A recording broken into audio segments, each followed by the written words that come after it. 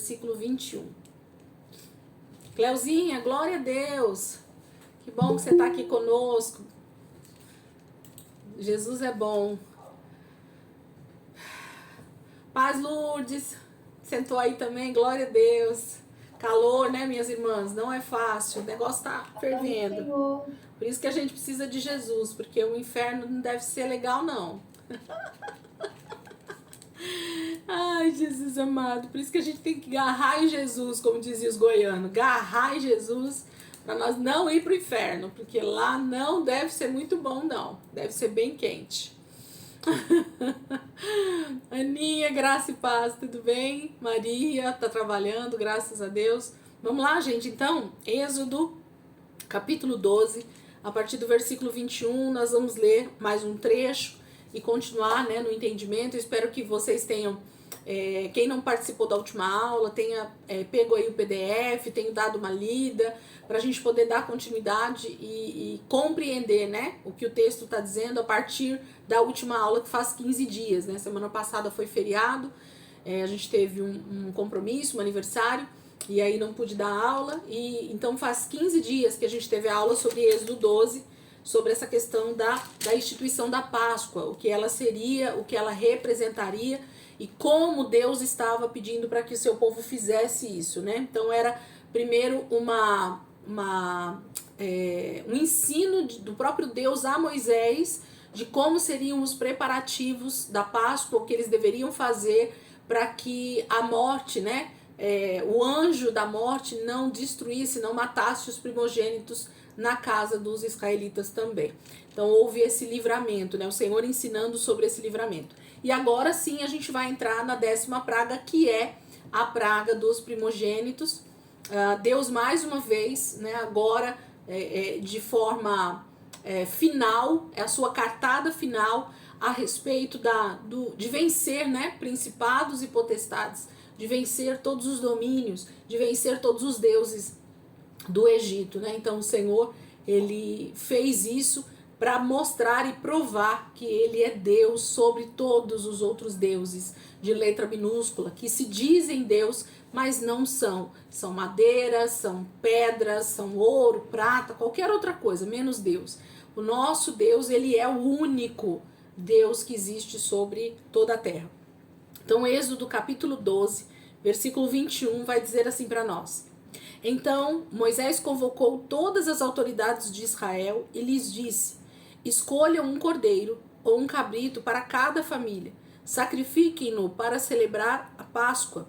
Molhem um feixe de sopo no sangue que estiver na bacia e passem o sangue na viga superior e nas laterais das portas. Nenhum de vocês poderá sair de casa até o amanhecer. Quando o Senhor passar pela terra para matar os egípcios, verá o sangue na viga superior e nas laterais da porta e passará sobre aquela porta. E não permitirá que o destruidor entre na casa de vocês para matá-los.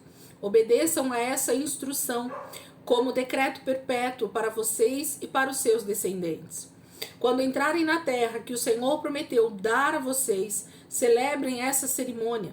Quando os seus filhos perguntarem: o que significa esta cerimônia? Respondam-lhes: é o sacrifício da Páscoa ao Senhor, que passou sobre as casas dos israelitas no Egito e poupou nossas casas quando matou os egípcios. Então o povo curvou-se em adoração, depois os israelitas se retiraram. Depois se retiraram e fizeram conforme o Senhor tinha ordenado a Moisés e a Arão. Então vamos até aqui só para a gente já dar base, né, para a gente continuar a leitura. Então o versículo 21, ele fala que então Moisés, depois de ter recebido a instrução do Senhor, ele chama, né, todo o Israel, todo o povo e fala o que eles deveriam fazer, né? Então versículo 21 novamente, para quem entrou agora, Êxodo 12, 21. Então Moisés convocou todas as autoridades de Israel e lhes disse. Então ele chama, primeiro ele recebe do Senhor toda a instrução do que eles deveriam fazer, e agora sim ele vai repassar essa instrução a todos os líderes de Israel, né? A todos, provavelmente os anciãos, as pessoas mais experientes, né? Os líderes de cada tribo ou os líderes de cada família, para estarem ali diante dele. Escolha um cordeiro ou um cabrito para cada família, sacrifiquem-no para celebrar a Páscoa. Molhem um feixe de sopo no sangue que estiver na bacia e passem o sangue na viga superior e nas laterais da porta. Nenhum de vocês poderá sair de casa até o amanhecer. Então, ele fala para eles separarem, né, o cabrito ou o cordeiro, como o Senhor tinha dito. Eu acredito que Moisés tenha feito uma explanação muito maior do que o que está descrito aqui.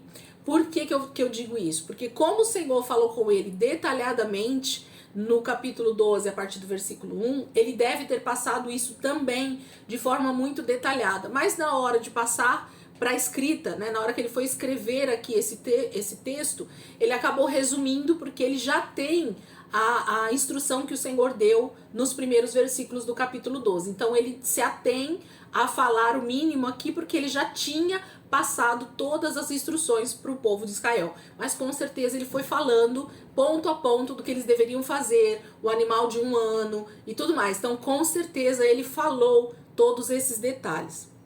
Mas aqui ele dá uma resumida.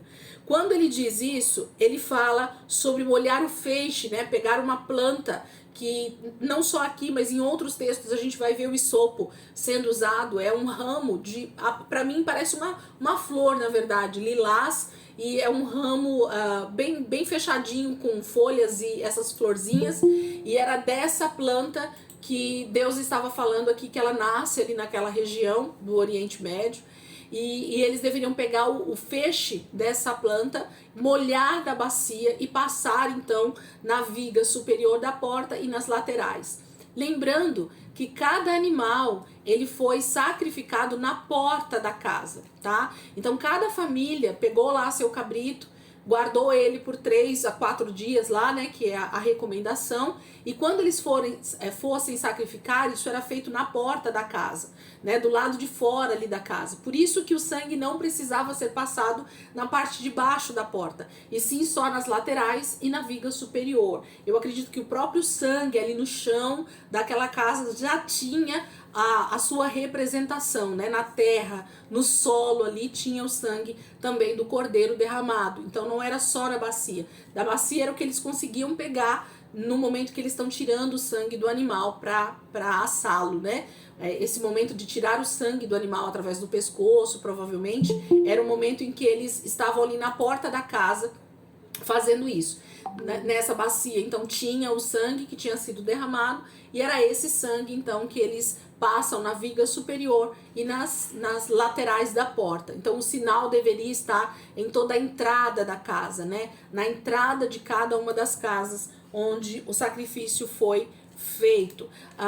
Casa fala hoje da nossa vida também, né, gente? A gente pode ver sempre que a Bíblia vai falar de casa, a Bíblia vai trazer essa alegoria, falando de nós hoje. Hoje nós somos a casa onde habita o Espírito Santo. Então é na nossa casa, é na nossa vida que o sangue de Jesus precisa estar hoje, né? A gente pode ver isso dessa forma, mas ali era uma casa física, porque eles não eram ainda a habitação do Espírito Santo. Ainda não havia essa habitação em cada um deles, do Espírito Santo. Por isso que a casa era a representação desse guardar do Senhor, né? Dessa forma de Deus guardar. Por isso era a porta de entrada da casa. Aliás, provavelmente a única porta, né? Porque nas casas ali do Oriente Médio dessa época também eram como se fossem cabanas, né? E a porta era a única entrada da casa. Não se tinha várias portas como nós temos hoje, porta dos fundos, porta da frente, não. Provavelmente era uma porta só que entrava e que saía.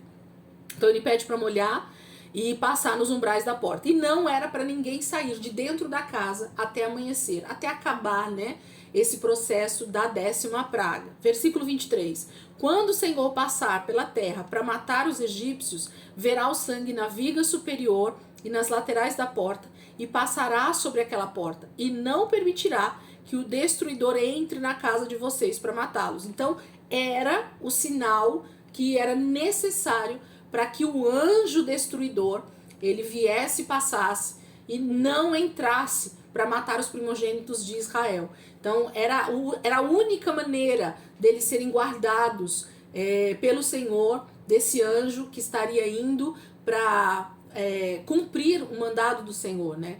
Eu acredito, gente, que a figura de um anjo, ele é tão direto com as ordens de Deus, que o anjo, com certeza, se algum dos israelitas tivesse deixado de fazer isso, deixado de colocar esse sinal, seria fato que ia haver morte na casa dos israelitas também, né? Então, por quê? Porque o anjo, ele sai com uma missão, e para anjo, missão dada é missão cumprida, né? Não existe meio termo. Anjo não sente emoções como nós sentimos, no sentido de sentir pena, de sentir dó, de pensar se é ou se não é. Não, ele sai com uma ordenança do próprio Deus e ele sai para cumprir aquilo que Deus falou. Então ele tem um foco, ele tem uma maneira de agir. Isso é o que a gente vai vendo nas escrituras quando Deus fala de anjos que estão indo comissionados para fazer alguma coisa, né? Então, quando esse anjo enviado pelo próprio Senhor viesse para a terra do Egito, ele ia buscar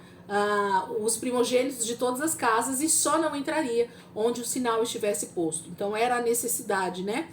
E a gente precisa ressaltar isso, de que esse anjo da morte provém do Senhor, gente. Então aqui fica um parênteses para nós, de que esse anjo destruidor, ele não vem da parte do diabo, ele vem da parte do próprio Deus. É Deus executando juízo sobre a terra do Egito nesse momento, né? Então aqui também é a representação do que será a volta de Jesus, do que será esse juízo de Deus sobre toda a terra, de forma micro, né, de forma bem pequena. A gente já está vendo, através desse texto do Egito, o que Deus vai fazer. Deus vai executar juízo também antes da volta de Jesus, né? Lá quando a gente vai para Apocalipse, quem estudou escatologia comigo lembra dos cavalos que são liberados, né, com ordens específicas, e esses cavalos também têm os seus cavaleiros com uma ordem específica. E eles procedem de Deus. Eles não estão saindo do inferno para executar juízo. Não. Eles estão saindo do céu, da morada de Deus. Eles estão saindo com uma ordem do próprio Deus. Então a gente precisa entender que Deus executa juízo também, né, sobre a terra, através dos seus anjos. Ele não manda anjos só para levar bênção, mas ele manda anjos para executar juízo também. Ok? Morte. Juízo sobre o pecado, isso que Deus faz. Então naquele momento era o Senhor quem estava enviando. 24. Obedeçam a essas instruções como decreto perpétuo para vocês e para os seus descendentes. Gente, nós precisamos começar a partir daqui nos atentar a algumas palavras que eu sempre vou tentar chamar a atenção de vocês para elas, porque a gente vai precisar começar a discernir essas palavras que aparentemente são iguais, mas que no final das contas não são iguais.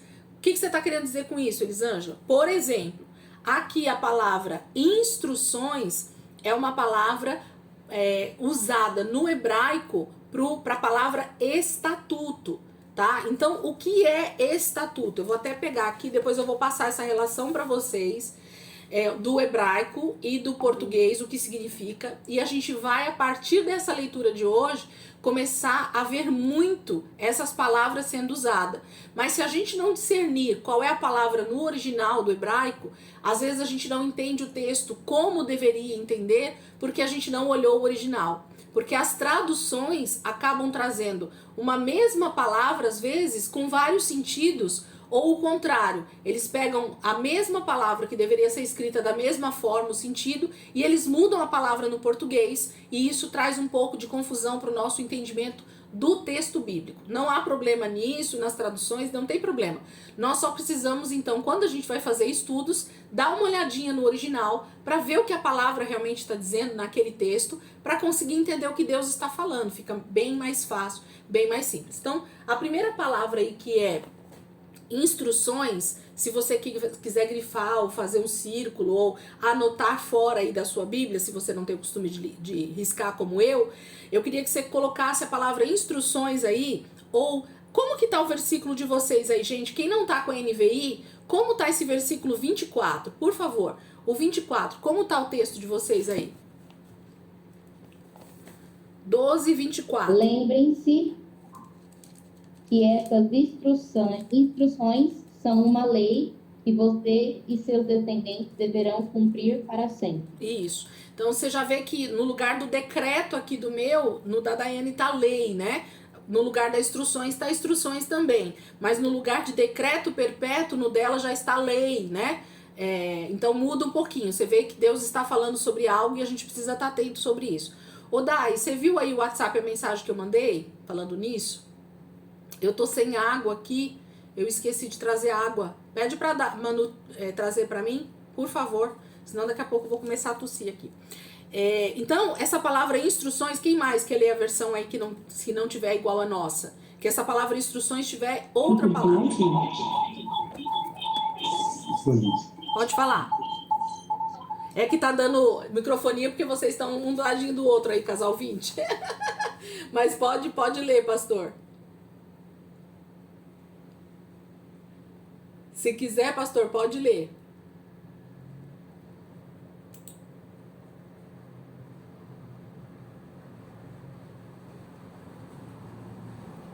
Pode ficar, pastor, não precisa sair não. Pode ficar do ladinho da sua amada, não tem problema. Coitado. Alguém quer ler, gente? Quem não tá com a NVI aí? Mudou de sala. Mudou de sala, coitado. Olha, expulsou o homem da sala para não dar microfonia. Mais alguém quer ler aí que tá com outra versão? O microfone tá cortado, irmão. Ai, perdão. Mudou de sala o pastor ali, né? Para poder não dar microfonia. Mais alguém tá com outra versão que queira ler? Agora sim? Agora sim, pastor. Agora não dá microfonia. Pode ler. Tá. Portanto, guardai isto por estatuto para vós e para os vossos filhos para sempre. Isso, versículo 24, né? Você vê, já tá um pouquinho diferente aí, mas fala de estatuto na sua, né, pastor? Fala de estatuto. Então, é exatamente essa palavra, estatuto, que tá aí em instruções, na minha versão, né? É a mesma palavra para estatuto. Que essa palavra no hebraico é a palavra shuká, C-H-U-Q-Q-A-H, shuká.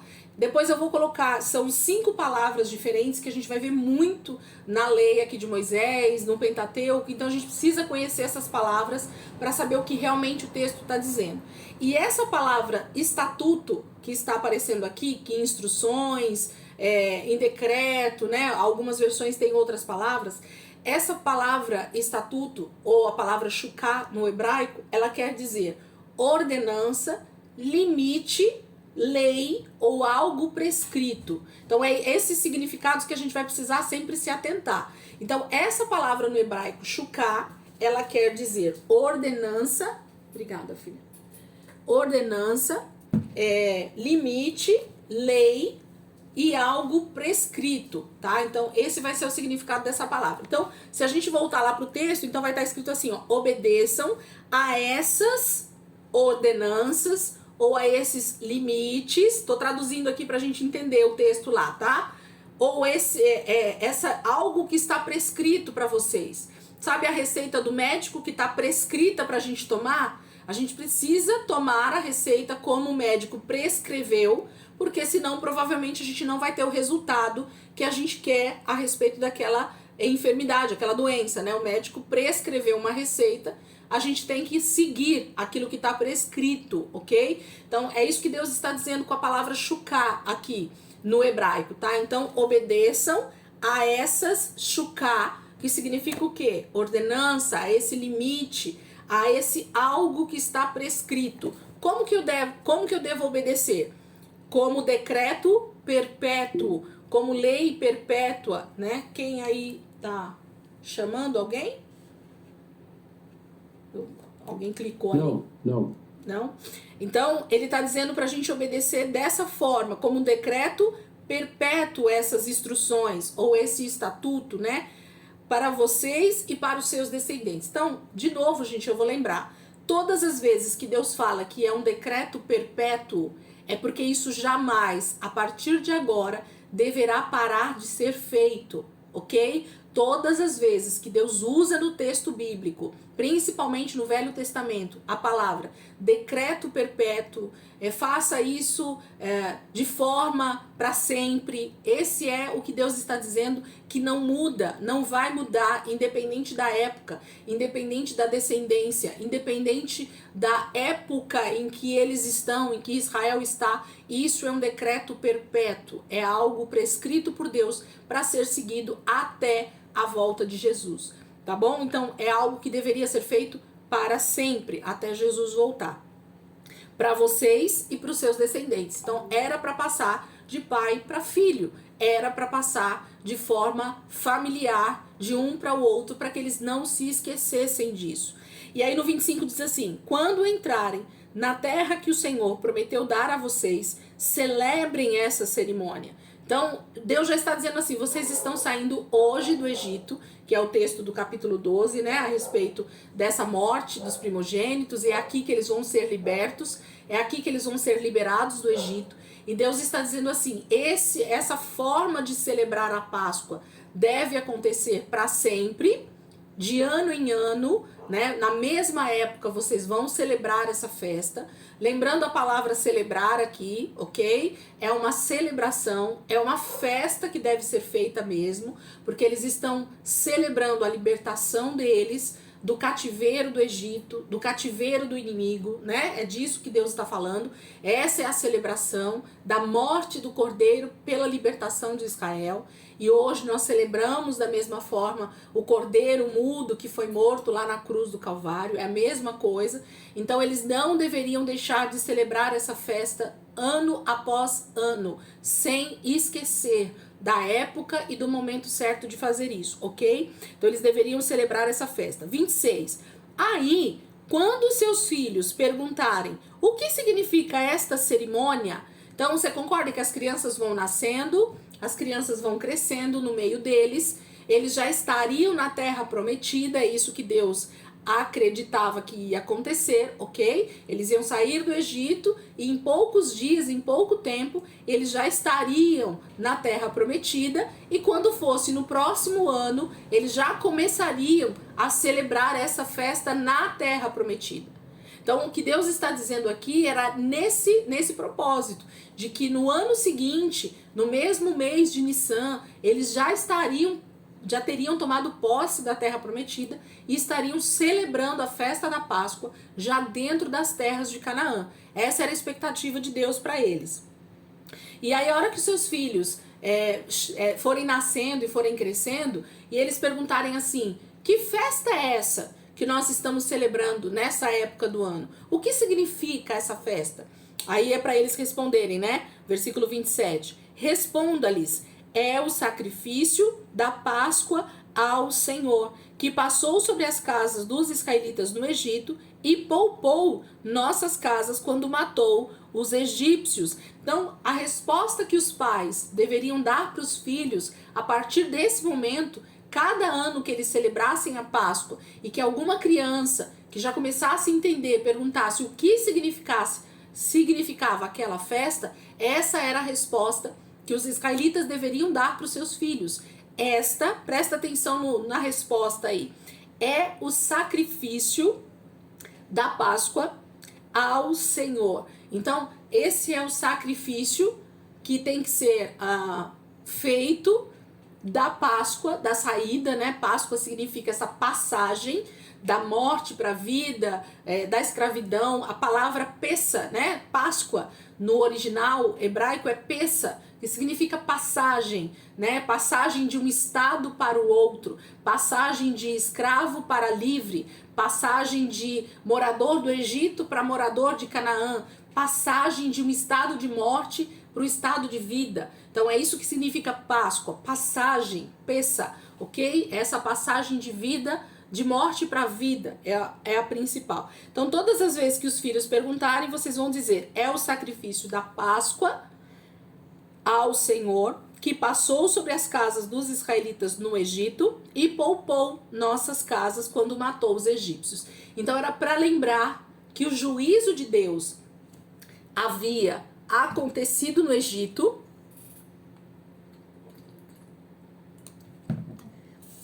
E com esse livramento, eles tinham tido um livramento do Senhor mesmo de não morrer.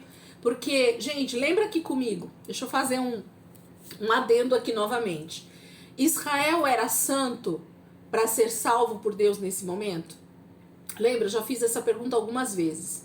Israel não era santo ainda para ser digno dessa libertação. Israel não era santo o suficiente para Deus dizer: vocês têm mérito para serem salvos. Não, não, eles eram todos pecadores quando eles estavam escravos no Egito. E aqui fica justamente a primeira menção de que a salvação é pela graça, e não por mérito, e não por obras. Israel foi salvo das mãos do Egito, ali da escravidão do Egito, pela graça também. Foi Deus quem, cumprindo a sua palavra, executa juízo sobre o Egito e liberta o seu povo para ir para a terra prometida. Então, a salvação inicial que nós temos em Deus, ela é gratuita. A salvação que nós temos primariamente, ela é gratuita. Nós precisamos entender esse conceito, porque aqui está descrito ele. Israel não fez nada no Egito para merecer ser salvo. Por que que Deus salvou então Israel? Porque havia uma promessa feita a Abraão muito antes deles estarem aqui no Egito escravos. Deus havia prometido a Abraão que libertaria os seus descendentes dessa escravidão e os levaria de volta para Canaã, terra que ele havia dado por herança a Abraão e aos seus descendentes. Tá vendo que Deus faz as coisas baseado não na nossa circunstância, não na nossa meritocracia, mas no que diz a sua palavra, o que ele promete de eternidade a eternidade. Então, a promessa havia sido feita pelo próprio Deus, sem perguntar para Abraão e nem para qualquer israelita se eles iriam ser santos nesse momento. Deus libera uma palavra de salvação porque sabia que o seu povo e eu e você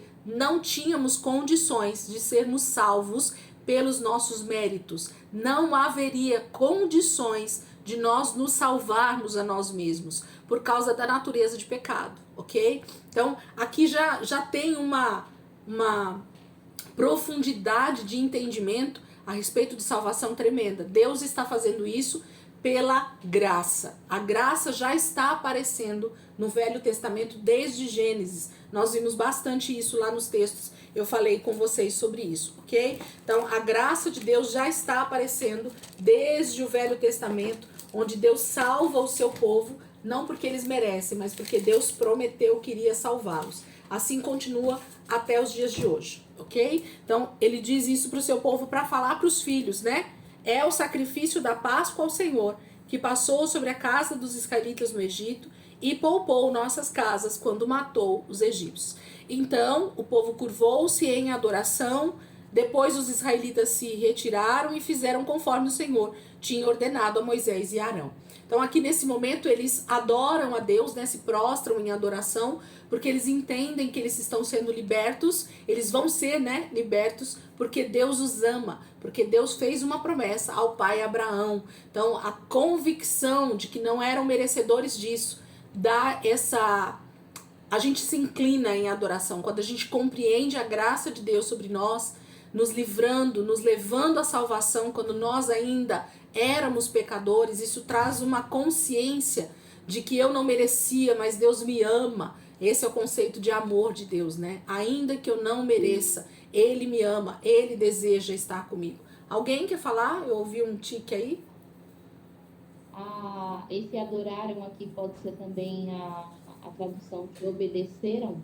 Não. Adorar, ter obedecer? Esse adoraram aqui, a palavra no original tá se curvou mesmo. É quando a pessoa se dobra diante da presença de Deus. Eu dei uma olhada lá para ver o que significava. É a palavra curvar-se, né? Colocar o rosto no chão. Esse é a palavra no original aqui da adoração que eles fizeram. Eles realmente se curvaram diante de Deus, entendendo que eles não eram merecedores, mas que Deus tinha então decidido vir para livrá-los da mão do faraó. É uma rendição, né? É um momento de rendição. É aquele momento que eu me rendo diante de Deus em adoração, me curvando diante da sua soberania, me curvando diante do Deus Todo-Poderoso, né? Que cria céus e terra. É essa imensidão que ele é e que eu não sou.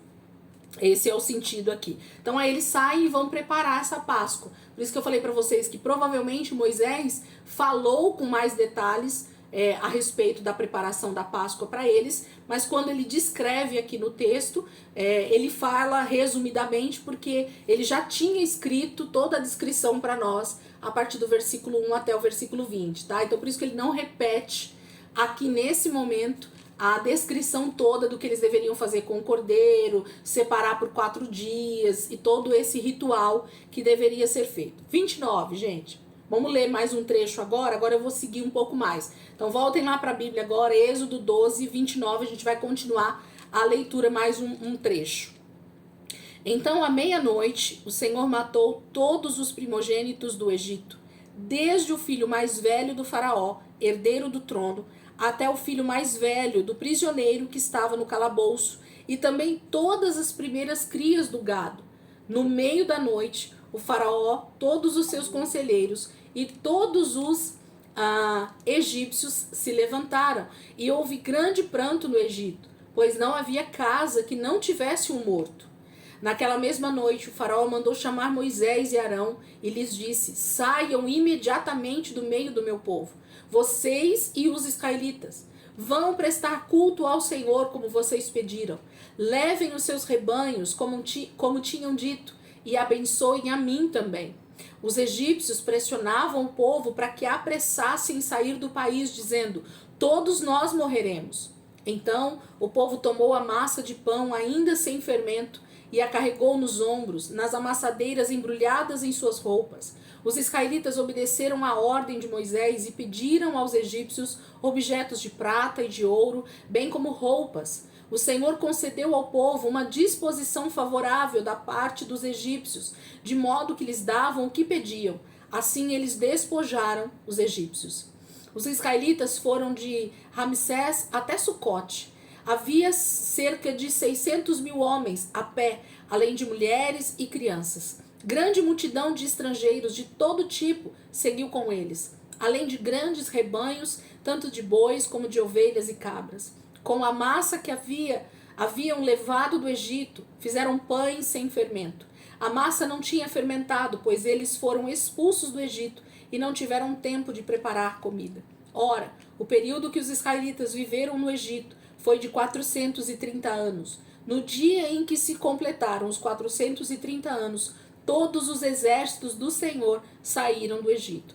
Assim como o Senhor passou em vigília aquela noite para tirar do Egito os israelitas, estes também devem passar em vigília essa mesma noite, para honrar o Senhor por todas as suas gerações. Vamos até aqui e a gente depois segue lá no versículo 43.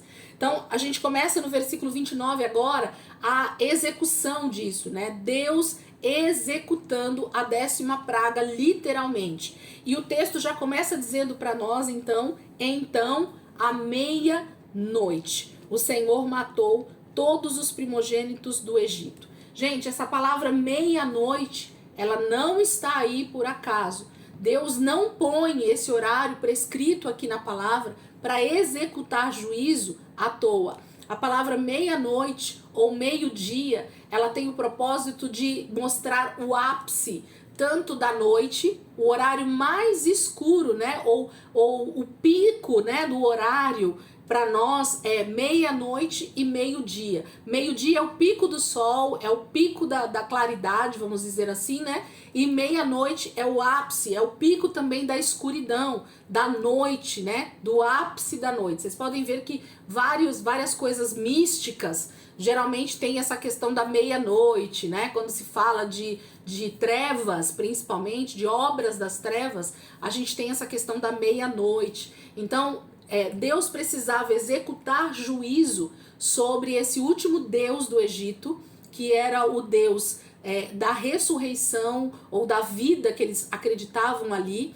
E Deus faz isso justamente à meia-noite, não permitindo que esse Deus que eles adoravam no Egito tivesse condições ou tivesse poder suficiente para ressuscitar cada um dos primogênitos que morreu. Então, era o Deus que daria vida aos egípcios, era Deus executando juízo sobre ele, dizendo: o Deus que vocês acreditam que é o dono da vida, ele não tem poder sobre a vida e sobre a morte. Eu, o Deus Todo-Poderoso, o único Deus, é que tem o domínio sobre a vida de qualquer pessoa nessa terra e da morte também. Então é isso que Deus está fazendo através da 10ª praga, colocando por fim todo o principado, toda a potestade que operava no Egito, trazendo a ilusão de que eles tinham o domínio da vida e da morte.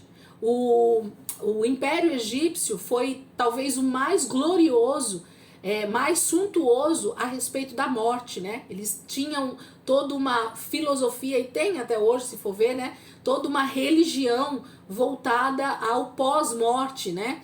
A essa questão da mumificação, de guardar os órgãos da pessoa de forma que ela pudesse depois rever esses órgãos e reviver. Então, Deus está provando para o faraó e para os egípcios e para Israel também, de que ele é o doador da vida e ele é o dono da morte também. Ele é que concede vida ou morte a qualquer ser humano. Então, com essa última praga, Deus está finalizando a mostrar todo o poder que ele tem sobre a vida e sobre a morte com os egípcios e com o pessoal de Israel. Gente, a manifestação de Deus através das 10 pragas, nós falamos bastante sobre isso já nas últimas aulas.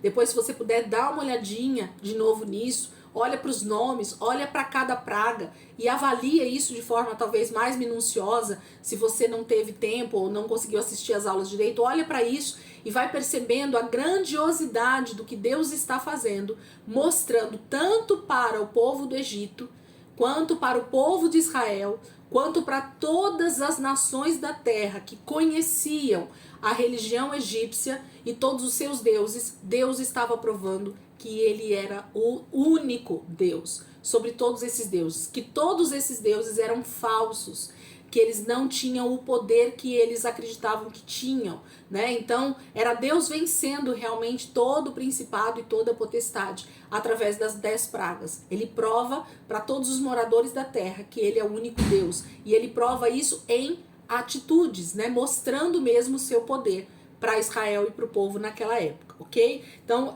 isso é importante. E por que ele faz, então, a morte dos primogênitos à meia-noite? Porque é o ápice das trevas, é o ápice da ação de principados e potestades, é o ápice da ação do diabo que se manifesta na escuridão, que se manifesta nas trevas. A palavra de Deus vai falar muito, principalmente no Evangelho de João, né? Jesus falando: eu sou a luz do mundo, quem anda em mim jamais estará em trevas, né? Então, a questão de Deus sempre tratar na luz, né, dizer que tudo que vem à luz pode ser tratado, que todo pecado precisa vir à luz. Então, tudo que fala de escuridão, de trevas, de noite, está falando de Satanás e a ação de principados e potestades na terra e na nossa vida. Então, por isso que a palavra vai dizer: à meia-noite o Senhor vem e executa essa morte dos primogênitos do Egito.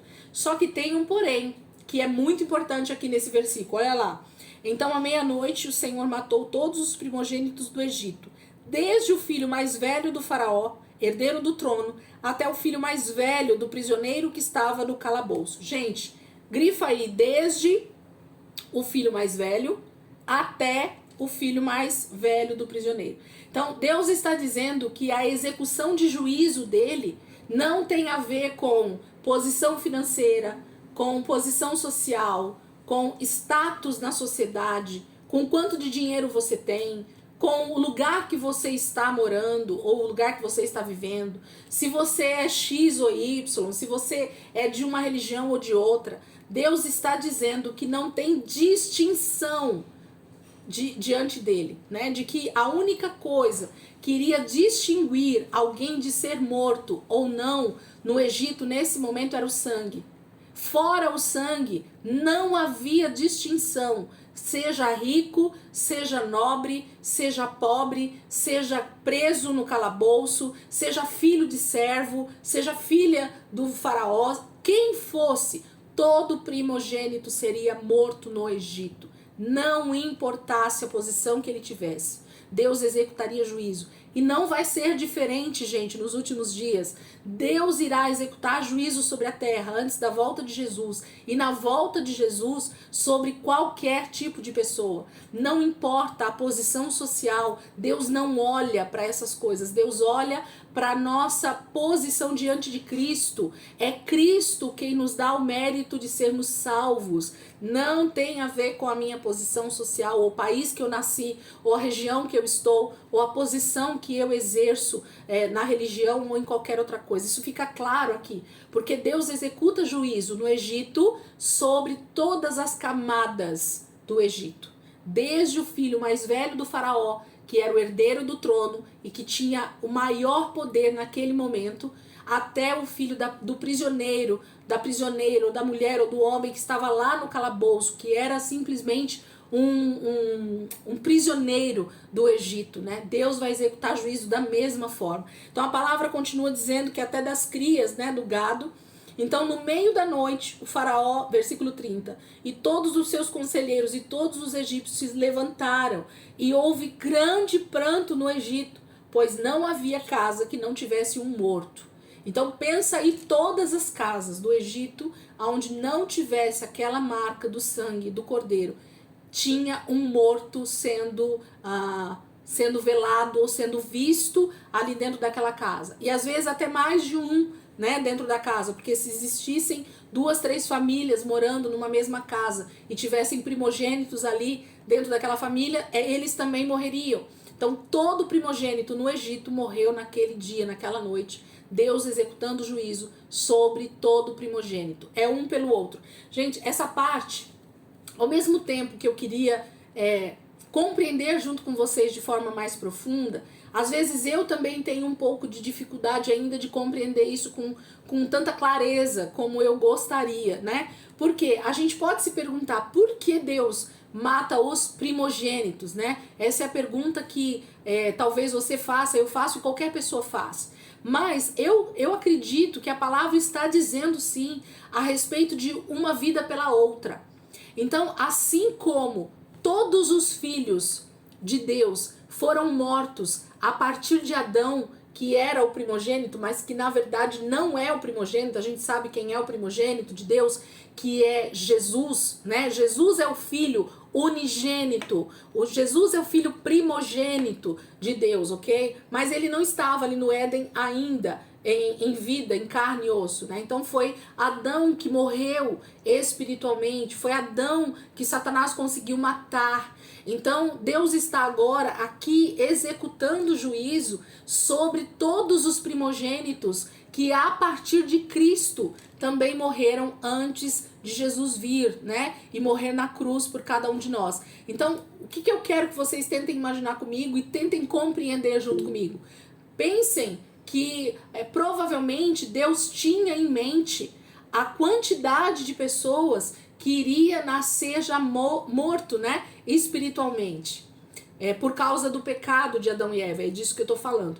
Então, por causa disso, Deus já faz um juízo, executa um juízo, porque a palavra não diz que quando uma pessoa mata outra, o outro tem o direito de matar também, é olho por olho, dente por dente. A gente vai ver muito isso aqui no Velho Testamento, Deus permitindo, né, o juízo ser feito ali na hora. Então seria uma vida pela outra, né? Cada primogênito, filho de Deus que morreu por causa do pecado, Deus está executando juízo sobre os filhos do diabo, sobre os filhos das trevas. Por isso que são os filhos primogênitos do Egito que estão morrendo aqui, né? Deus está mostrando para nós o que é para ele a morte de cada um dos filhos a partir de Adão. Então ele está executando juízo sobre todos os primogênitos que também iriam morrer na face da terra, que seriam dele, que seriam do Senhor. Por isso que depois ele vai pedir os primogênitos para ele. A gente vai entender um pouquinho melhor isso. Vocês entenderam o que eu quis dizer aqui? Ficou muito confuso o que eu falei. Deu para entender o que eu quis dizer aqui agora? Faça um joinha aí ou ficou muito difícil. Faz um joinha para cima, um joinha para baixo. Tudo bem? Depois, num outro momento, talvez, né, se o Espírito Santo clarear isso, dentro dos estudos que a gente for fazendo, a gente traz de novo esse entendimento, a gente tenta buscar um pouco mais do Senhor, o Espírito Santo está pronto para nos ensinar e a gente vai compreender isso melhor. Mas até aqui é isso que eu entendo, que Deus estava realmente executando o juízo sobre todo o primogênito dele, que foi morto por causa do pecado de Adão e Eva. Tá bom? Então, todos aqueles que morreram sem ter a salvação, sem ter a graça de Deus sobre a vida deles, infelizmente, morreram e não tiveram a oportunidade. Deus estava, então, executando olho por olho, dente por dente aqui no Egito, mostrando para nós como seria. Ok? Então, não havia nenhuma casa que não tivesse morto. 31. Alguém? Fala aí, Dai. Fecha só para você conseguir, para todo mundo voltar e não fechar bem no meio de uma explicação. Tá bom. Bora lá, gente, então. Fechar rapidinho, já voltem. 12 pessoas, bora lá pra aula, tá?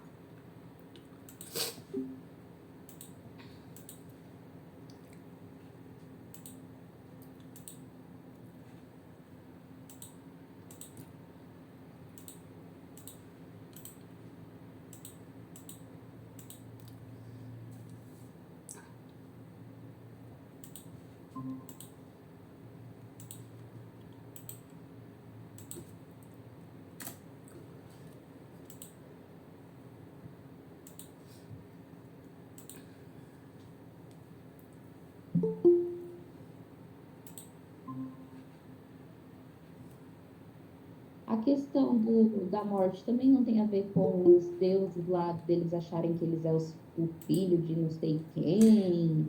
A execução do juízo tem a ver com isso, né? É o Deus Ra, o Deus da vida, lá, se não me engano, o nome dele era esse, que está sendo colocado em prova, né? Ah, você é o Deus da vida? Então ressuscita. Se você é o dono da vida desse povo aqui do Egito, então você vai ressuscitar todos eles. Mas não acontece, né? Ele não tem poder sobre a vida, ainda que eles achassem que tinha, né? Então era Deus realmente mostrando que ele é o doador da vida e o tomador dela. Ele é que dava vida e que dava também, tomava, né? Vinha a morte. E aqui também não tem um pouco a ver com a morte dos bebês, não, né? Os homens. Tudo bem que não é primogênito. Então, por causa... Uma cobrança Sim. do sangue. Também pode ser. Você vê que tem a ver com execução de juízo por causa de mortes de filhos que não tinham culpa. É isso que eu tô querendo dizer, né? É isso mesmo. Pode ser, mas eles não eram todos primogênitos. Então, se Deus está matando os primogênitos, tem a ver com primogênitos também, né? Ele não poderia executar juízo se não fosse em paralelo, né? É um pelo outro. É sempre um pelo outro. Executando juízo nesse sentido. Mas pode, não que não possa, não, né? A Dai tá falando a respeito das crianças que foram jogadas no Nilo, né? Lembra que a gente falou sobre isso também? Então, isso pode ter a ver também com a morte dos primogênitos aqui no final do Egito. Mas eu não acredito que seja, porque não eram todos os bebês que foram jogados no Nilo que eram primogênitos dos seus pais, né? Então, eu não posso dizer que é isso, porque ali não diz que foram só os primogênitos que morreram, mas que Deus estava executando juízo sobre mortes que o diabo executou. Isso é certeza absoluta. Deus estava cobrando dos principados e potestades, do diabo mesmo, cada um que ele tinha ceifado com a morte, ok? Então eram os filhos do diabo agora, né? Porque se Faraó é a representação do anticristo, todos aqueles que seguem o anticristo naquele momento são filhos do diabo, são filhos das trevas, e por isso Deus está executando esse juízo. Vamos abrir aqui para ali.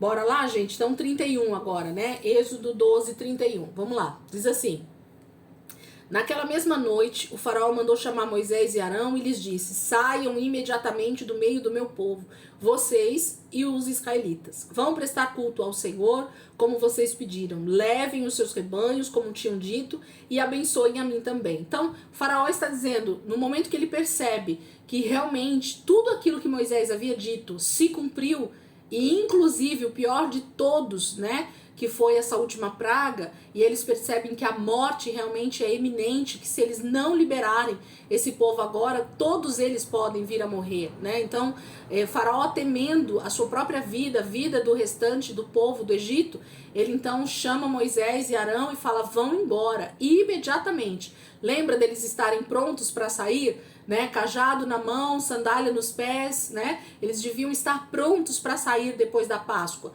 porque era isso que ia acontecer. Eles iam ser liberados imediatamente para ir embora, justamente porque Faraó temia mais mortes no Egito, temia mais pragas desse Deus tão poderoso, que era o Deus de Moisés, o Deus de Israel. Então eles estavam temendo isso. 33. Os egípcios pressionavam o povo para que se apressasse em sair do país, dizendo: todos nós morreremos. Vai, Moisés, leva esse povo para longe daqui, porque nós vamos morrer se vocês ficarem aqui. Já foram os primogênitos, já foram as outras 9 pragas, nós não queremos morrer, saiam todos aqui. 34. Então o povo tomou a massa de pão, ainda sem fermento, e a carregou nos ombros, nas amassadeiras embrulhadas em suas roupas. Então as mulheres saem pegando, né, tudo que elas tinham amassado de pão para a família, para eles, porque eles iam começar essa viagem agora. Então não dava tempo de preparar mais nada, não dava tempo de amassar mais nada, não dava tempo de assar esses pães. Eles foram levados à massa somente sovada ali, né, dentro das amassadeiras, e eles então preparariam isso lá já dentro da saída, né, dentro do deserto, é que eles preparariam essa comida. Ela vai servir de alimento para eles. 35. Os israelitas obedeceram à ordem de Moisés e pediram aos egípcios objetos de prata e de ouro, bem como roupas. O Senhor concedeu ao povo uma disposição favorável da parte dos egípcios, de modo que lhes davam o que pediam. Assim eles despojaram os egípcios. Gente, isso aqui é tão tremendo, né? A gente já viu isso, o Senhor já havia dito que eles sairiam com muitas riquezas, mas ver essa disposição, ver como Deus movimenta as coisas, né, no reino espiritual e até no reino físico, conforme essas pessoas iam pedindo para os seus vizinhos objetos de ouro, de prata, provavelmente pedras preciosas, roupas, tecidos, tudo que eles conseguiram pedir e ganhar dos egípcios, eles pegaram, eles levaram embora. Então, eles saem dali do Egito, não com uma mão na frente, outra atrás, como simples escravos que estão sendo libertos, mas eles saem com muitos despojos. E, gente, essa palavra despojo, ela não está aqui à toa também. Lembra que nada dentro da palavra de Deus está à toa? Então, o que significa a palavra despojo dentro de um texto? Quando é que acontece quando é que alguém consegue, né, pegar um despojo? Em que momento acontece a tomar posse de despojo? Quem quer falar para mim?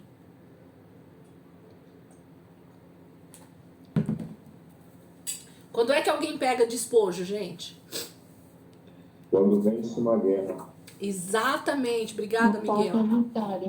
Exatamente, quando se vence uma guerra, é que se usa a palavra tomar despojos, né? Do seu inimigo morto, ali em campo de batalha. Você então, depois que você mata esses inimigos na guerra, automaticamente você pode ir ali no acampamento, na cidade que você conquistou e tomar todos os bens desse território que você conquistou, e você sai com esses bens porque você merece esses bens, porque você conquistou aquela guerra. Então Deus usa exatamente a palavra despojo. Moisés, né, inspirado pelo Espírito Santo, usa essa palavra porque foi exatamente isso que aconteceu com o Senhor e com Israel nesse momento. O Senhor venceu a batalha por Israel, pelo seu povo, contra todas as divindades do Egito, contra o faraó e todos os seus deuses. Então eles venceram uma guerra, literalmente venceram uma guerra.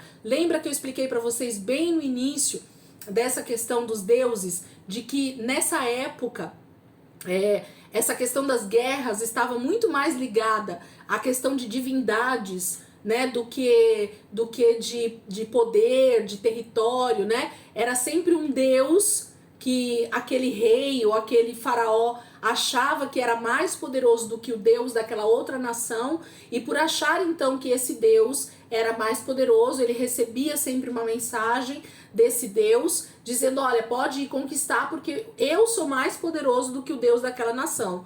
Então aquele exército saía com essa vitória já garantida, né? Era dessa maneira que eles iam para a guerra. Os reis tinham certeza de que eles iam vencer a batalha, não por causa do seu exército somente, mas por causa do Deus que eles serviam e que estava dizendo que eles venceriam a batalha. Olha como Deus mostra de forma clara para nós de que isso está acontecendo também. Deus está mostrando que ele é Deus sobre a nação do Egito e de que ele então saiu para a batalha, porque foi o Senhor quem venceu a batalha, não foi os israelitas, não foi Israel, foi o Senhor sozinho que venceu essa batalha com as pragas, com a sua mão poderosa. Então eles têm condições de nesse momento retirar ainda os despojos do Egito. Eles saem com muitas riquezas, ouro, prata, roupas, pano, tudo que eles podiam e pediam, o Egito dava de mão beijada para eles, e eles saem então com as suas carroças, com as suas bolsas cheias de despojos ali do Egito. Isso é tremendo. 37. Os israelitas foram de Ramsés até Sucote. Gente, vocês estão com o mapinha de vocês aí? Tem alguém que está com o mapa? A partir de agora, esse mapinha é bom que ele fique aí do lado de vocês. E aí vocês vão perceber, deixa eu pegar ele aqui também, o meu, só pra gente poder identificar junto aí, ó. Esse aqui é o melhor nesse momento, ó. Ixi, por eu estar com a... por eu estar com a tela aqui, peraí, gente, deixa eu tirar essa tela aqui do fundo pra poder mostrar aqui pra vocês. Ó, tá vendo? Esse mapa aqui agora, ele vai ser o ideal pra gente começar a caminhar, porque ele fala do êxodo, né, da saída do Egito até a tomada de posse lá em Canaã. Então ele vai mostrando ponto a ponto de onde eles param, aonde eles acampam, aonde fica esse acampamento. Então, olhando para o mapa, a gente vai conseguir entender melhor isso. Então, deixem os 3 mapas, né, acho que foi 2 ou 3 que eu pedi para vocês imprimirem aí, deixem sempre na mão para ficar mais fácil agora, para a gente continuar a leitura e localizar melhor esses textos que a gente vai começar a ler. Então, o texto começa aqui agora no 37, falando que eles saíram de Ramsés, que é o ponto de partida lá em cima no Egito, né? Quase lá na pontinha do Egito mesmo, que era a sede de onde ficava a cidade de Gósen, ou a sede do faraó em Ramsés, e eles descem então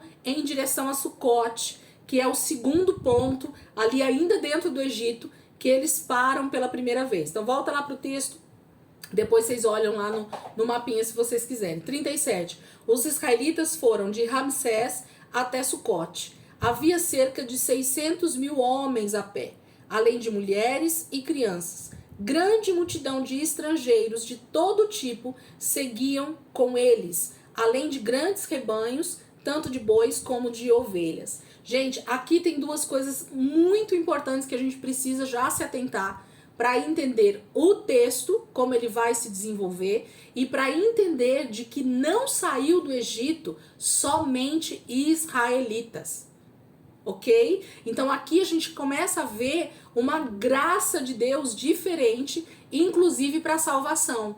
Então, vocês lembram lá de Atos 2, aonde na festa, né, de Pentecostes estavam reunidos em Jerusalém povos de todas as nações, né, de todos os lugares, estavam reunidos ali em Jerusalém para celebrar o Pentecostes, para celebrar a Páscoa, na verdade, que foi antes, né? Mas ali em Atos 2 a gente vê a celebração do Pentecostes. E quando há a descida ali do Espírito Santo, quando o Espírito enche todos que estavam no cenáculo, eles começam a falar em outras línguas, e aquelas pessoas começam a ouvir eles falarem na sua própria língua, a gente acredita que ali em Jerusalém, em Atos 2, não tinham só judeus, não tinham só o povo de Israel, mas tinham pessoas que tinham se convertido ao judaísmo, pessoas que eram simpatizantes ainda ao judaísmo, estrangeiros que moravam em Jerusalém, e todos eles estavam naquela festa, e todos eles estavam naquele lugar, assim como muitas pessoas do Egito e de outras nações também estavam no Egito nesse momento em que aconteceu as 10 pragas, em que acontece a saída de Israel do Egito, e aqui o texto está dizendo que grande multidão de estrangeiros, ok?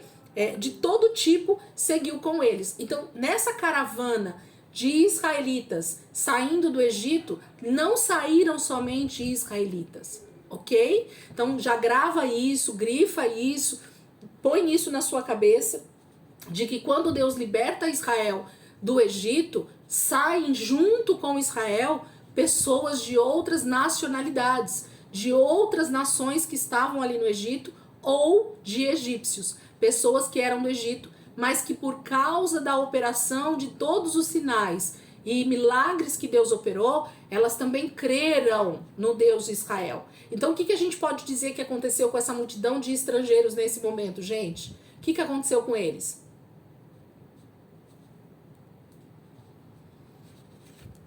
O que aconteceu com essa multidão de estrangeiros que saiu com Israel ali do Egito? Eles enxergaram Deus. Eles se converteram, né? Essa que é a verdade. Eles se convertem, né? Eles creem no único Deus. Houve salvação. Tá vendo como a salvação alcança, já no Êxodo, alcança Israel e as nações? Lembra da promessa de Abraão? Em ti serão benditas todas as nações da terra. Por quê? Porque os descendentes de Abraão dariam testemunho da grandeza, do poder do Deus Todo-Poderoso. Então, já nesse momento, Deus mostra sua graça, seu poder, sua misericórdia e permite que, além de Israel, grande multidão de estrangeiros saiam do Egito caminhando junto com Israel. Isso vai ser bom e isso vai ser ruim. A gente vai ver isso no meio do caminho, ok? Porque no meio dessa multidão existem as pessoas que, infelizmente, recebem a palavra. Lembra do semeador que saiu a semear? E uma semente cai na beira do caminho, e aí vem as aves e tomam, e outra semente cai num local pedregoso, e outra semente cai no meio dos espinhos, e só algumas sementes caem na boa terra. Lembra dessa parábola de Jesus, gente? Isso acontece em toda a palavra de Deus, ok? Muitas pessoas são tocadas pela presença de Deus, muitas pessoas são tocadas pelo poder de Deus, elas até desejam seguir ao Senhor, seguir a Deus, mas num dado momento elas são de alguma maneira atacadas pelo nosso adversário e elas simplesmente desistem, elas simplesmente abandonam, elas simplesmente retrocedem, elas voltam atrás da fé que elas tinham adquirido naquele momento em que foram expostas, né, à presença de Deus, ok? Mas aqui tem isso para nós, de que eles saem com uma grande multidão de estrangeiros além dos israelitas. Então, se a conta aqui, gente,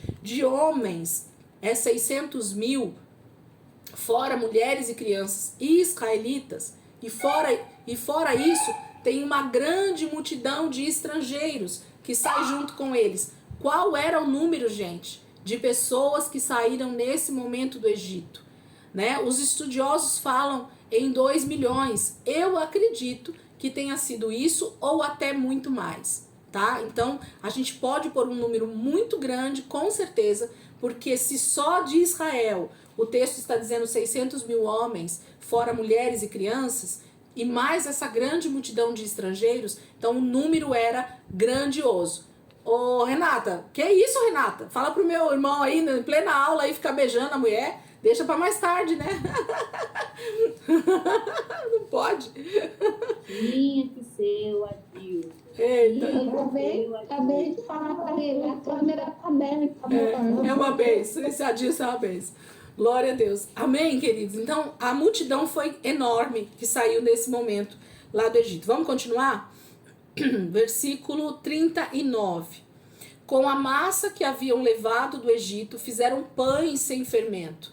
A massa não tinha fermentado, pois eles foram expulsos do Egito e não tiveram tempo de preparar comida. Então a massa estava sem fermento e era exatamente isso que eles iam poder comer a partir desse dia. Lembra da festa dos pães sem fermento? É essa festa que vai começar agora a partir da saída do Egito. Durante 7 dias não poderia ter fermento na casa deles e eles não poderiam comer nada fermentado, senão eles seriam expulsos do meio do povo de Israel. Se você não lembra, pega a aula passada lá, ou o PDF, eu descrevi isso bem direitinho lá sobre a festa dos pães asmos, ok? 40. Ora, o período que os israelitas viveram no Egito foi de 430 anos. No dia em que se completaram os 430 anos, todos os exércitos do Senhor saíram do Egito. Gente, o que está na Bíblia de vocês aí, no versículo 41? São exércitos também que está aí nesse versículo? No dia em que se completaram os 430. Deus diz, na verdade, essa grande multidão do Senhor deixou a terra exatamente no dia em que se completavam os 430 anos. Nem fala o resto. Quem mais? O meu tá escrito tribo. Tribos. Legal. Quem mais? Tem mais alguém com outra versão? Na NVI cita exércitos, né? E eu gosto muito dessa tradução, porque Deus vai falar sobre esses exércitos em outros textos anterior a esse, lembra? Que ele chama o seu povo de um grande exército. Então, porque nós temos agora uma batalha a começar a ser travada. Essa batalha aqui da saída do Egito, quem batalhou foi o Senhor. Lembra? Eles não fizeram nada para ser libertos. Eles não fizeram nada para ser salvos. Agora, para conquistar a terra, eles vão ter que travar muitas batalhas. E aí eles são então chamados de o grande exército do Senhor. E há um general na frente desse exército que a gente sabe que é o próprio Senhor também. Mas a partir desse momento, Israel, todo esse povo que está saindo do Egito, ele é considerado um grande exército diante de Deus. Há uma batalha a ser travada. Desde o momento em que o homem cai no pecado, lá através de Adão e Eva, há uma batalha a ser vencida para tomar posse daquilo que Satanás roubou, né? No sentido literal da terra, porque a terra foi entregue para o diabo, e no sentido de nós também, né? Sermos resgatados dessa opressão, dessa prisão que nós temos através do pecado, né? Então, por isso são chamados de exército. Eles vão demonstrar para nós como é que são as batalhas travadas diante de Deus para guerrearmos e tomarmos posse da terra. Versículo 42. Assim como o Senhor passou em vigília aquela noite para tirar do Egito os israelitas, estes também devem passar em vigília essa mesma noite para honrar o Senhor por todas as suas gerações. Então isso fala da festa da Páscoa mesmo, né? Deles celebrarem essa festa porque o Senhor, ele passou em vigília, ele ficou com eles durante toda essa noite, operando sinais ali no Egito, matando todos os primogênitos, mostrando o seu poder, libertando eles assim que as coisas começaram a acontecer. Faraó foi e libertou, e eles então saem do Egito. Esse é um dia que ficaria marcado para Israel a partir desse momento, e que ano após ano eles precisariam celebrar essa festa em honra ao Senhor pela libertação que eles tiveram sem fazer nada. Lembra? A nossa libertação é de graça. A nossa salvação é de graça. Nós não temos mérito nela. O Senhor nos alcança sem nenhuma condição que nós temos de pagar o preço pelo nosso pecado. Ele pagou. Então ele foi o cordeiro que foi morto no nosso lugar. O sangue que expia o nosso pecado é o sangue do cordeiro para nos dar salvação. Agora, o restante dessa salvação nós vamos começar a caminhar dentro dos textos e perceber. Então a salvação inicial, ela é de graça. Agora, a continuação disso, até a salvação eterna, ela vai requerer de mim e de você que nós nos posicionemos sim, como esse exército do Senhor, para tomar, né? A palavra fala que o reino de Deus é tomado à força, por causa dessa questão mesmo de nos posicionarmos como grande exército do Senhor. Amém? Vamos lá para o 43 em diante, acho que a gente consegue terminar pelo menos o capítulo 12 aqui, ou até já entrar no 13. Quem? Alguém? Você explicou o que é vigília em si específico aqui ou não? Que já foi, né? Vigília é noite. Vigília é noite. É período, entendeu? Vigília significa um período. E esse período que Deus fez essa vigília, ficou ali com eles, né? Vigilhando, né? Sei lá como é que fala a palavra em português.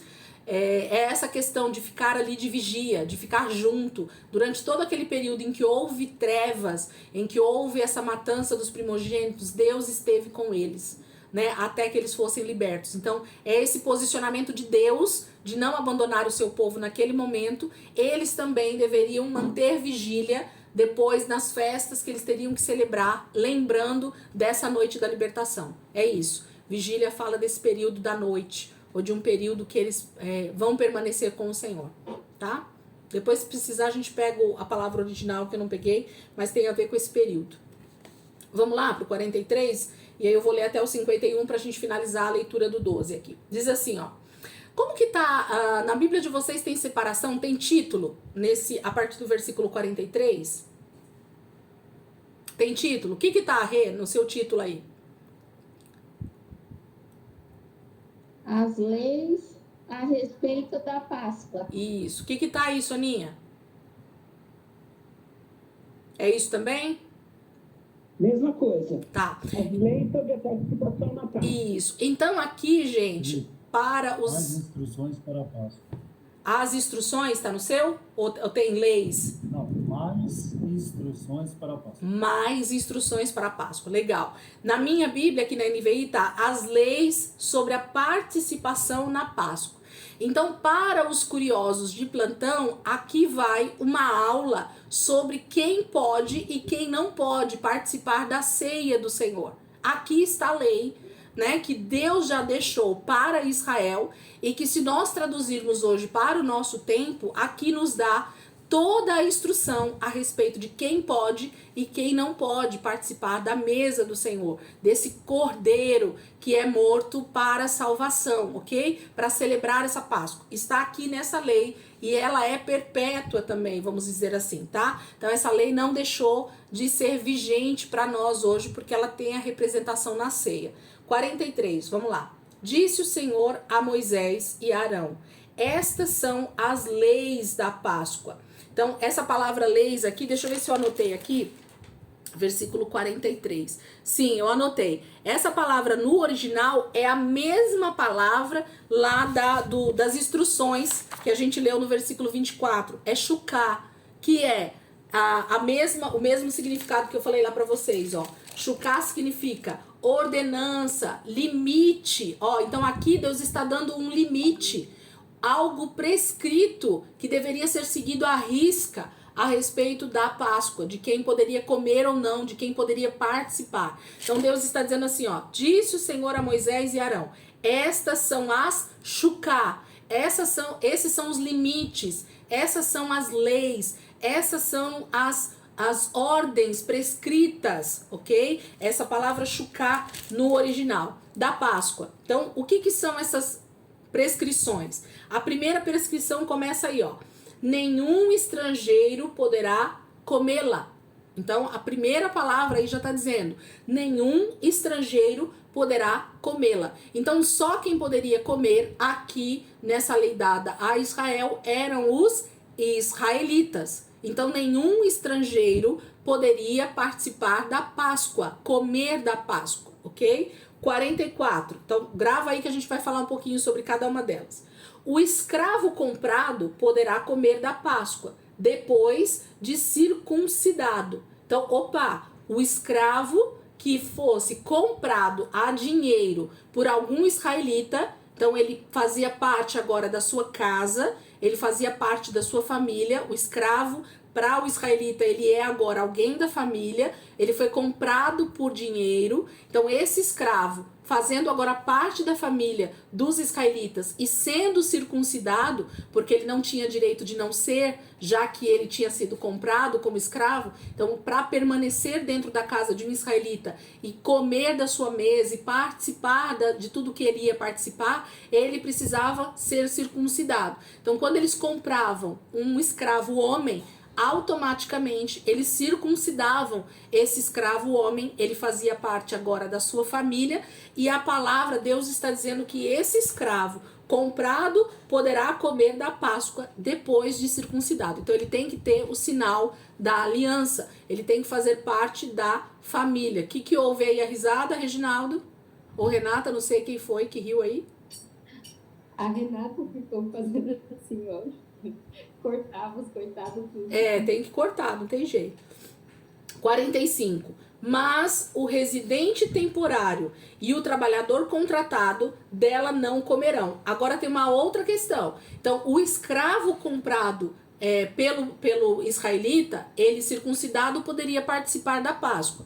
Agora, o residente temporário, alguém que estivesse passando por Israel, passando pelos acampamentos de Israel, só de passagem, ou se fosse alguém que eles contratavam só para fazer algum serviço, mas não fosse um escravo comprado, era só um trabalhador mesmo, contratado por algum salário, ele não poderia participar da Páscoa se ele estivesse lá na época da festa. Então ele não poderia participar da mesa da Páscoa. Nós vamos falar um pouquinho sobre isso também. 46. Vocês comerão numa só casa. Não levem nenhum pedaço de carne para fora da casa e nem quebrem nenhum dos ossos. Então aqui já está falando a respeito do lugar, né, que esse animal deveria ficar. Ele não poderia sair de dentro da casa das pessoas, ele deveria ser comido ali. Nenhum pedaço dessa carne poderia ser levado para fora da casa e não poderia quebrar nenhum osso desse cordeiro ou do cabrito. Então era proibido quebrar um osso desse animal por causa da representação do próprio Cristo, do próprio Senhor Jesus, ok? 47. Toda a comunidade de Israel terá que celebrar a Páscoa. Então aqui, gente, o terá é terá.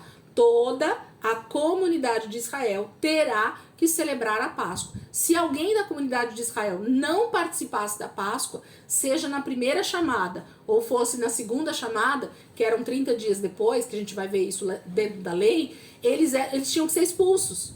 Ele estava em pecado, ele estava contaminado, ele estava fora dos padrões da lei, né? Então ele tinha infringido uma lei. Então Deus está dizendo que toda a comunidade de Israel terá que celebrar a Páscoa, visto que isso era um sinal, era uma festa que lembrava a sua libertação. Então eles precisavam estar sempre reiterando, né, relembrando essa festa, fazendo esse sacrifício ali do animal e comendo dessa carne juntos, para que eles pudessem sempre estar lembrando daquela libertação.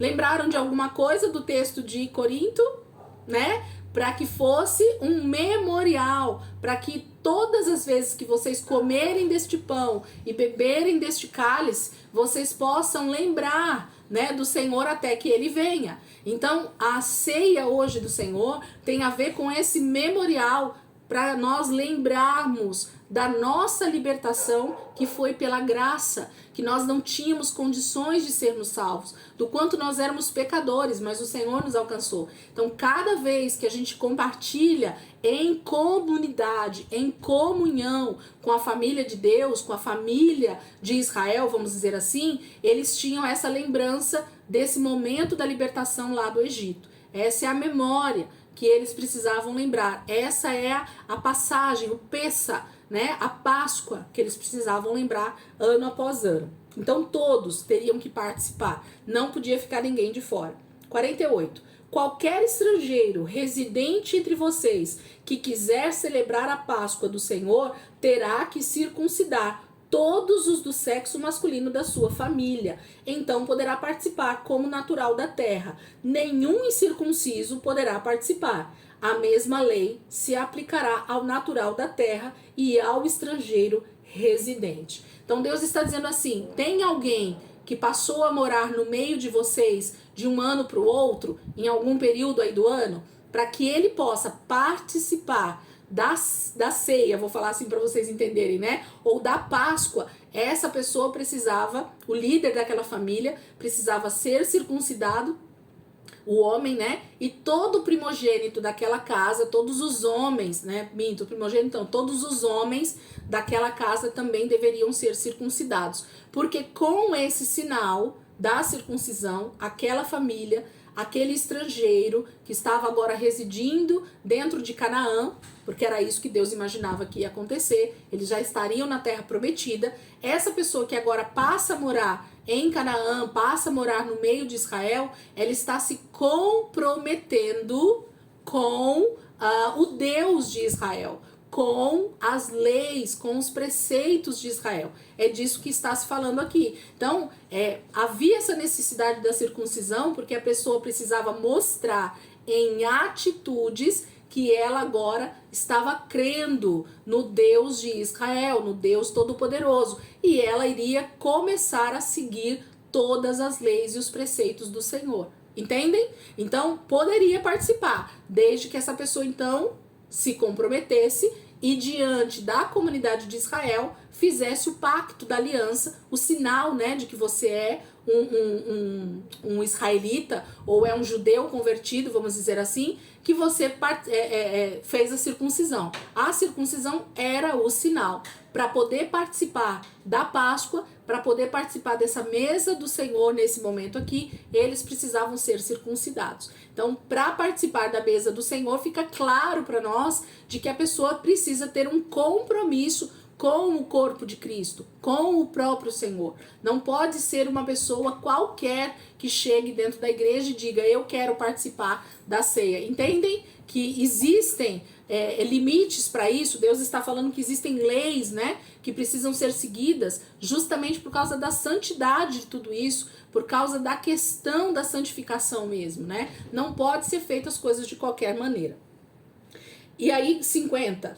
Todos os israelitas fizeram como o Senhor tinha ordenado a Moisés e Arão. No mesmo dia, o Senhor tirou os israelitas do Egito, organizados segundo as suas divisões, segundo as suas tribos, segundo as suas famílias, né? Agora vamos falar um pouquinho sobre essas questões aqui que a gente leu das leis, só pra gente finalizar a aula, que eu acredito que deve estar aí já no limite. Mas a gente vai falar um pouquinho então desses, o que pode e o que não pode. Eu anotei algumas coisas aqui e a gente vai voltando então nos versículos. Então o versículo 43, que é o início, fala dessa lei, né, dessa ordenança, desse limite para participar da Páscoa do Senhor. Se eu não estiver olhando direto aí, gente, é porque eu tô lendo aqui para falar com vocês, tá bom? Mas a gente tá falando sobre essas leis da Páscoa. Nenhum estrangeiro pode comer, ou seja, alguém que não seja de nacionalidade israelita, filho de Abraão. Então, teria que se converter ao judaísmo nesse momento, né, ao Senhor, para que a pessoa pudesse fazer então a circuncisão, a sua família toda, e não podia ser só a pessoa, provavelmente tinha que ser essa questão da família. Então ela era considerada agora um estrangeiro convertido ao Senhor, e então ele poderia ser. Mas todo israelita, ele era obrigado a participar, estando devidamente santificado para isso. A gente vai ver isso nas outras leis que vão vir, mas todo Israel deveria participar.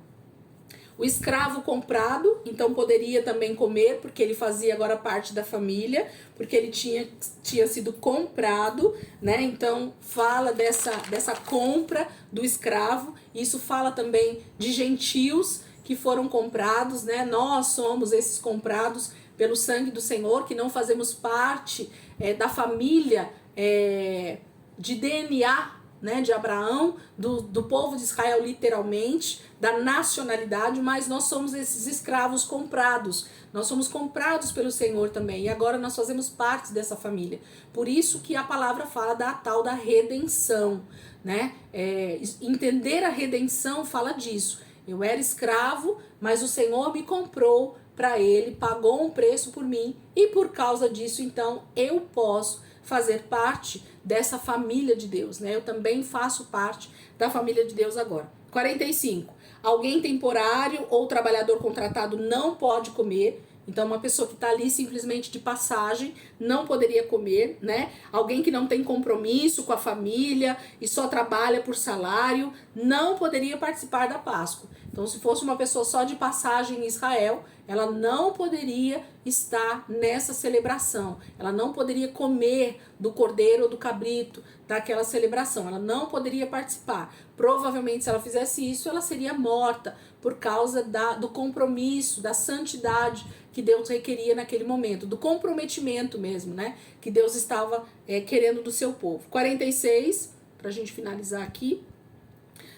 Comerem uma só casa, então isso fala de comunhão, né? Era para eles comerem juntos em família, assim como tinha sido no Egito, né? Que eles se reuniram nas casas e fizeram isso. Isso fala de comunhão, isso fala de família, isso fala de sentar à mesa junto, isso fala de estar em uma só família, né? E nós sabemos que hoje nós fazemos parte dessa grande família de Deus, tanto judeus quanto gentios. 47. Toda a comunidade tem obrigação de celebrar a Páscoa. Então, toda a comunidade, todo Israel, todos juntos, né, deveriam celebrar a Páscoa. A família estrangeira só poderá se fizer a circuncisão em todos os do sexo masculino da família. A família tem que entrar na aliança.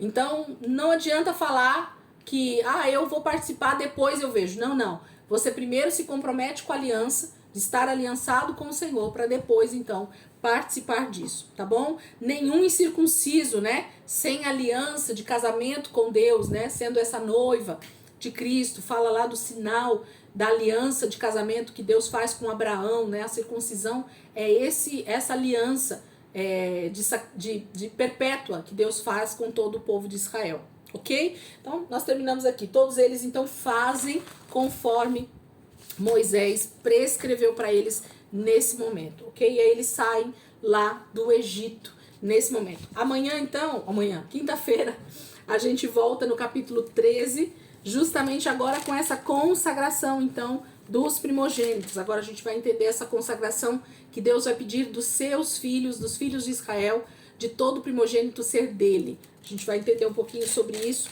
e seguindo aí 14, se a gente conseguir entrar semana que vem. Tá bom, gente? Deus abençoe. Vamos orar pra gente finalizar essa aula. Em nome de Jesus. Alguém quer orar aí? Por nós? Aninha, pode orar? Consegue abrir o áudio?